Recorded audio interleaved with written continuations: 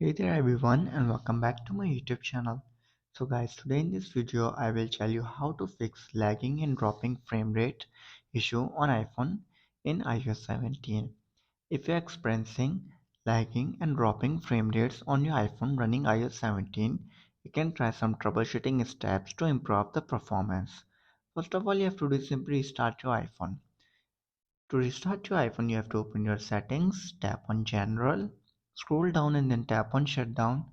Shut down your iPhone and then restart it after 15 to 20 seconds later. If restarting doesn't work, then you have to do is check your iOS update.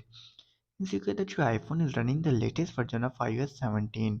New update often include performance improvement and bug fixes. So you have to open your software update and check if there's any available update for your iPhone. If there is, then simply update your iPhone to the latest version of iOS 17. Like I am having an update of 17.2.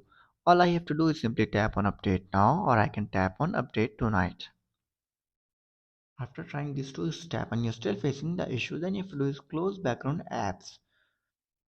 So guys, swipe up from the bottom of the screen to access to the app switcher. Swipe away any unnecessary app running in the background to free up system resources. So guys, after this then you have to do is free up storage space. Insufficient storage space can impact performance. So you have to go to your settings, go to general, go to iPhone storage and manage storage to check then manage storage to check your available space. Delete unnecessary apps, photos or videos to free up storage.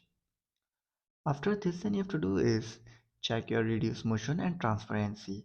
You have to go to your settings, go to accessibility, tap on motion, now go to reduce motion and toggle it on. Additionally, you have to go back, go to display and text size. Now you can see your option reduce transparency. Also toggle it on.